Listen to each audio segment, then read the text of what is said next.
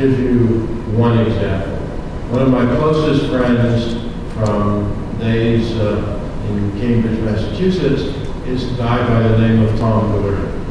Tom was an undergraduate student at Oberlin, was a saber fencing champion, was also a very talented musician, and won a Rhodes Scholarship to Oxford. At Oxford, he did physiology, and then he was accepted by the Harvard Medical School. He went back to Harvard, did an MD, and then he became interested in genetics. So what he did was, he did 2 years of residency at the Mass General Hospital. He then went to the NIH and did a 3-year fellowship with a person by the name of Gordon Tompkins, who was one of the leading biologists in America, who was an MD PhD. And then he, upon completing his postdoctoral fellowship, he got a job as an assistant professor at Yale, and then was recruited to Michigan, and ultimately became the department chair of the first and leading departments of medical genetics in America at the University of Michigan. Tom does not have a PhD, but he had a passion for knowledge, and he's one of the authors with Francis Collins of one of the leading medical genetics textbooks that you will see when you get medical school. If they do another edition, and I'm told they're doing another edition. But that's an example of a very, very successful person who had an interest and followed his interest and found the ways to achieve the expertise in areas he wanted to do. And he also, in addition to being a basic scientist, he for many years ran the medical genetics clinic at the University of Michigan. So he did both basic science and clinical medical genetics. So there are no simple answers to your question. There isn't a duck that's going to fall in front of you with a paper in his mouth that says, do it this way.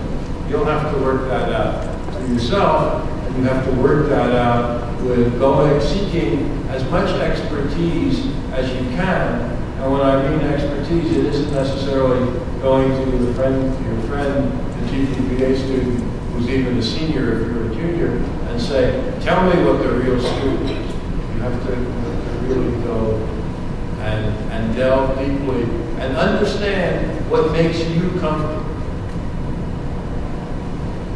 Okay, more questions? Yes. There are 2 questions. One is Cindy, and the other is a hand that is disembodied from the body.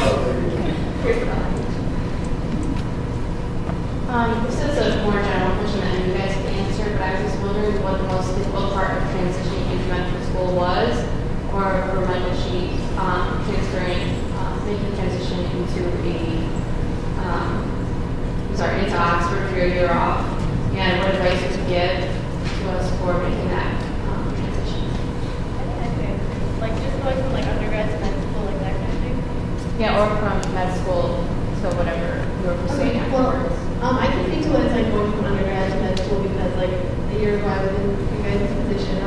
And I have to say that I think everyone says this to you and you don't really it doesn't make sense to you until you're there, but the sheer volume of material that you deal with in medical school is like unlike anything I had ever done before. I was a neuroscience major, so I mean, I thought I had a clue what was going on, but I think the work that you do in undergrad is such a small sampling of the kind of work that you have to do in medical school that is overwhelming for everybody. And so I don't think that coming from UIC or anything like that puts you at a disadvantage. It's just that the amount of work that you have to do is, for me, sometimes unfathomable. Like I took this course that's called Sensation and Perception, and I don't know if any of you have taken that or are taking it, but it was like a full semester course that was about the visual system. And we covered everything that I did in that course over a semester in 2 days of medical school. And so I know it's not overwhelming, but honestly, like you adjust to it, it's hard, but like you'll be fine. Like it feels overwhelming, but I mean everyone around you is kind of in the same difficult boat, so it's okay, and you'll definitely get through it. But I the biggest challenge was just managing the volume of material that was expected to be covered, and not even in a cursory way. Like, you have to have a pretty good understanding of what's going on to get a grasp of the material. But that's what I found to be the most challenging.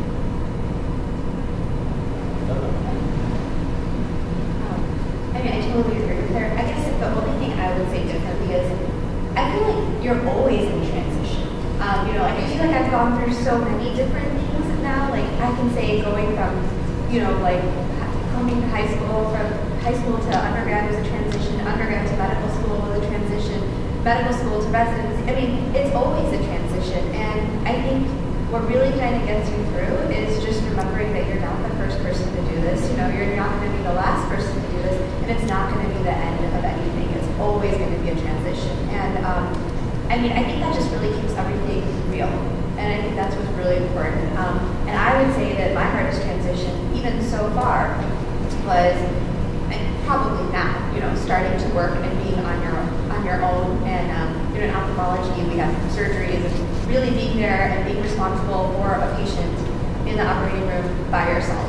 You know, and that's a really big transition. And so every step is a transition. And I mean, there's really kind of, it never ends. And so I think just kind of keeping that in mind really helps put everything in perspective, that no matter kind of what you're going through now, it'll end. And you know, and then there'll be another step. And you just have to enjoy each step of it. And I think that's really kind of what really kind of makes it happen.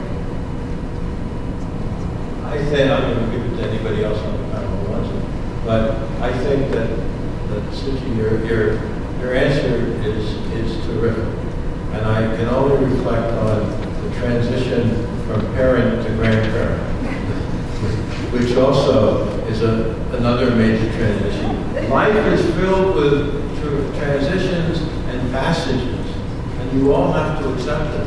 And by the way, do you know what the graduation rate of students starting in medical school to ending in medical school is? What the percentage of students who start medical school, end medical school is? Anybody got an idea? Something like 98 to 99%. So it means that somehow all of you in this audience, because the other thing that, as I've said to many, I'm not so happy about, but it is true, is that 97% of you go on to medicine. And the reason I'm not happy is that I'm not sure that 97% have made a wise choice for themselves, that you're intellectually capable, absolutely. But the point is, 97% of you will go on to medical school, and 99% of you will graduate. So what does that really say? That says that no matter how you do it, you found ways to master the transition. So no matter what anybody tells you about how horrible, how difficult, how this, how that it is, you people have done it, and you guys will continue to do it. What else on that? I would have to agree that life is full of transitions, and I know you were specifically asking me what my transition to Oxford was like. While life is full of transitions, I didn't find the transition very difficult, or the one to medical school very difficult. I think we're so immersed in this academic life that we kind of begin the process very early, setting ourselves up for success. But if I had to pick one thing for both my transition to Oxford and then my transition out of Oxford into medical school, is trying to just organize myself into the lifestyle that will be different when I get there. So at Oxford, I was pursuing a master's degree that was heavily based on the research I was doing. It was basic science work, and going from doing that 15 to 20 hours a week as an undergrad in Dr. Chambers' lab to doing it 60, 70 hours a week, or whatever it was, just took some time. It took me some time to organize myself to make the most of my year at Oxford. And then coming out of Oxford and going back to medical school, which was 60, 70 hours of being in classrooms or studying out of a book, was again organizing my day, organizing myself in a way that would make things most efficient and make myself the most successful that I could be.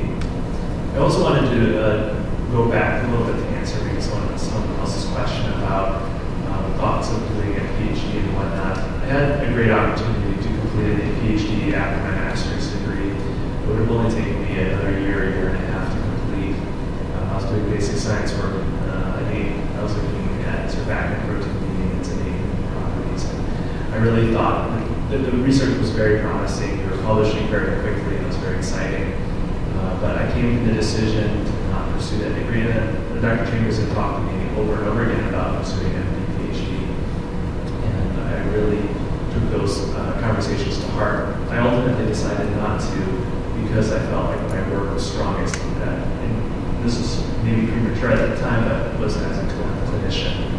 And so I left the basic science world. That being said, throughout medical school and residency, I continued multiple research projects, but they were all clinical-based research projects. So that's something we don't often have as an opportunity as undergrads, but certainly is a vast opportunity as a medical student and as a resident in residency to participate in translational research or bedside-related work, clinical trials, and so forth. I think that's a wonderful opportunity to continue working as a medical student or as a resident that doesn't require necessarily a PhD. A lot of people after residency continue in an academic career doing clinical research and not necessarily bench work. Thanks, guys. My questions are to anyone on the panel, but probably most relevant to Shama and as a freshman, I know a lot of my classmates and I feel very pressed for time between volunteering, research, work, whatever it may be. I guess my question is, looking back at your undergraduate experience, is there anything that you regret not taking part in, or that you wish you would have taken part in more than you did, or just anything that you feel like you missed out on? Well, I have to say, and I think of everyone here, like me and Alan have at least experience with this, so they have a lot more wisdom. I have a lot more like on the ground advice too. Question actually, because I'm about to ask it to myself. So for me, I think the most important thing was kind of just like taking the time to understand that no matter how much I accomplished in undergrad, or no matter what I did, it wasn't going to be the end of it when I started medical school. So it's kind of like time management is always an issue for everyone, especially when you're first starting out, because you're coming out of high school and suddenly there's all these like places you can go and things you can do and all these like opportunities, and it is overwhelming. But I think it's kind of an important like learning process that we all go through, because you'll eventually have to prioritize. Hopefully, like find the thing that you find the most interesting, and like that's I think tip number one. Like pick the thing that you feel like you can't live without doing. I think is really important, because sometimes we stretch ourselves, I think, a little bit thin, trying to do things that are resume building or that we think are going to look good to other people. And I think the most important thing at GPPA is that we don't have to do that. So if there's something that you really love that everyone else isn't doing, like that's okay. You should prioritize and make time for that. But with time management, I think it's just a skill that everyone has to work on. Because as a first-year medical student, that's the most important thing that I've learned, that managing my own time is not the only way that I'll be able to get everything done that everyone's expecting of me now, because I have very little time to choose what I want to be doing. I don't know if that really answered your question, but My question was more, was there anything that, looking back now from being in your first year of medical school, or maybe looking back from the experiences you've had up to this point, that you think you would have liked to have done that you didn't, that you kind of regret not doing? I don't know, let me think about that. Yes, so I guess looking back now, one of the things I regret is not exploring the city more. And I think kind of going off what Thomas said, there are only 24 hours in the day, so if you really follow your passions, you're gonna have like a really busy schedule, and you're just gonna miss out on stuff. And part of that is just accepting that. For me, like I'm in the lab most of the time, like all over the summer, like all winter break, etc. There really isn't much time between that and doing other fun stuff per se. I guess you just have to accept it. You make sacrifices. But I mean, I'll go like downtown Chicago and still get lost. Like Grand, Michigan, State, whatever. Like, yes, So So that's something. But in terms of like academic activities, I think I was a biochemistry major, so I didn't really explore too much outside of that. That's something that I probably should have done, or probably would have been interesting to do. In terms of clubs and stuff, I spent most of my time doing research, so I can't really speak to any clubs that I thought were worthwhile playing. That's really a great example. In terms of volunteering, I guess really find something that you're passionate about. So I worked with a bunch of homeless shelters with a Buddhist organization that's based in Taiwan. That was what I was passionate about. Don't do the hospital volunteering because you think you need it. Don't do like specific types of volunteering because you're trying to check things on our list. And again, that's what GPA lets you do. So honestly, I really was hoping that somebody would ask that question because I have a sister who's actually probably very similar in age to all of you, and maybe I've really changed in the last 10 years because I've really kind of become this, gosh, I'm going to have a lot of fun kind of person, and maybe I wasn't like that when I was in your shoes because I was also very serious and kind of, this is what I need to accomplish in my life. But looking back, I think there's definitely, I'm not, where I would ever say, oh, I regret not studying for that.